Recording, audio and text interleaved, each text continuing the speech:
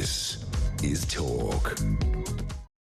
This is indeed Talk, the Home of Common Sense. 11:52 is the time. I'm Julia Hartley-Brewer. Let's go straight now to Natasha Hausdorff. She's a barrister and a member of UK Lawyers for Israel and has been a regular guest on this show throughout the horrific period since the October 7th massacre, and joins us now. A very good morning to you, Natasha. Good morning, Julia. I have to say, I'm sure you, like me, had shed a few tears on Sunday as we saw the release of those three hostages, including a British hostage from Hamas's clutches. Extraordinary scenes in Gaza and extraordinary scenes watching them greeted by their mothers. We still want another 30 to come home in this first phase of this ceasefire deal. And indeed, it's thought some 60 of the 94 remaining are still alive, wanting both the alive and the dead to be returned to their families. Ceasefire has begun, has kept going in Gaza. What are your thoughts? What are your hopes and fears about this ceasefire deal? Whether it will continue, whether there will be a lasting peace, and whether you'll get all the hostages home? Well, as President Trump referred to it yesterday, it is a temporary ceasefire. It's due to progress in stages, and certainly the rate at which hostages are set to be released. Hamas has just announced 4 women it intends to release on Saturday. It hasn't provided the names yet, but this very slow, staggered release does indeed suggest that Hamas is continuing to play for time. Yeah.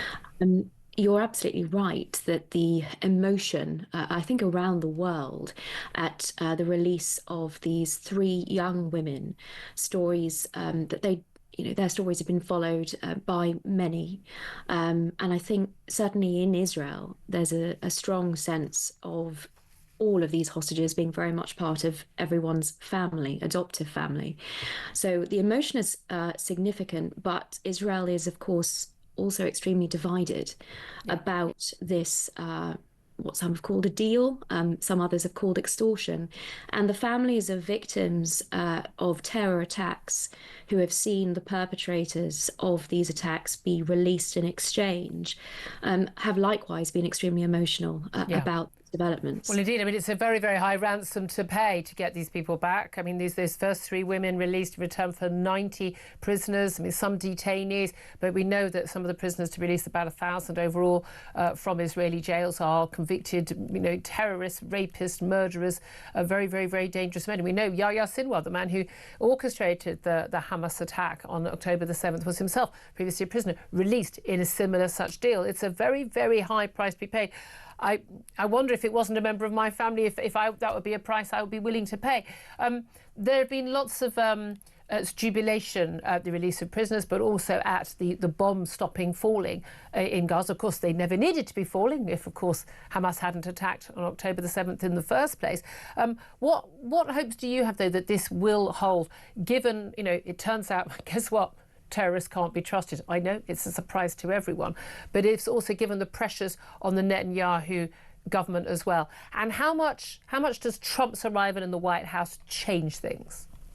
Well, certainly, I think everything changed yesterday, and we saw in the first day of his presidency, Trump and his team showed more understanding of the situation in the Middle East than the last 4 years of the Biden administration demonstrated. I think it's important to note that this much was perhaps acknowledged by the former Secretary of State, Antony Blinken, when only a couple of weeks ago he admitted that America's policy, especially over the last 15 months, towards the crisis in the Middle East, has emboldened Hamas, that the so-called daylight that he described between Israel and America, in fact, probably scuppered previous hostage deals.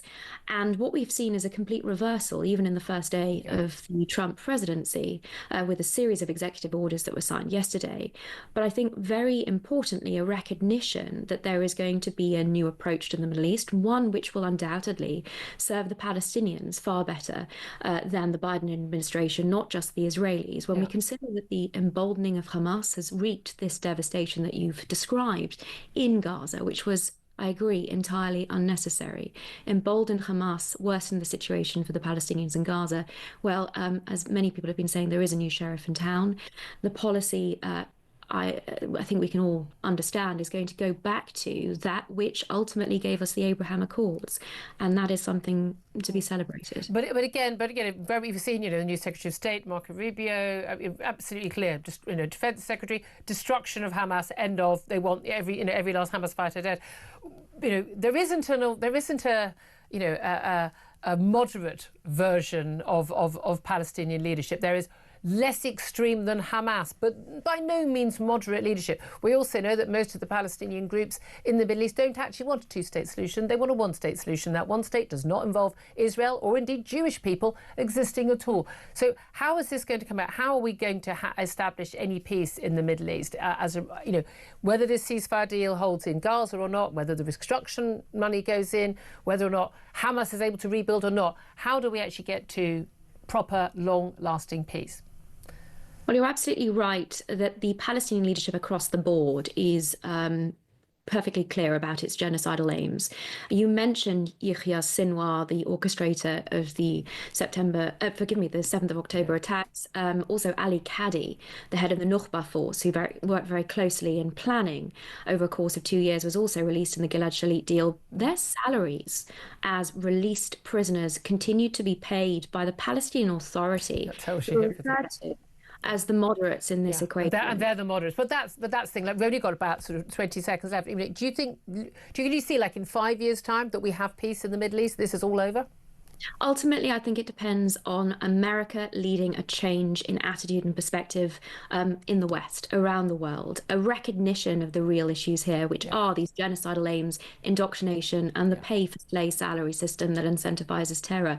Without that changing, I'm afraid we're going to continue along the same vein. But I am optimistic that this change in leadership can have significant consequences for a change in attitude across the West. Yeah, thank you very much indeed, Natasha Hausdorff from Tom Slater. A lot of this is about backing Israel and not giving succor to Hamas and not funding Hamas as effectively the West has been doing for the last 20 years.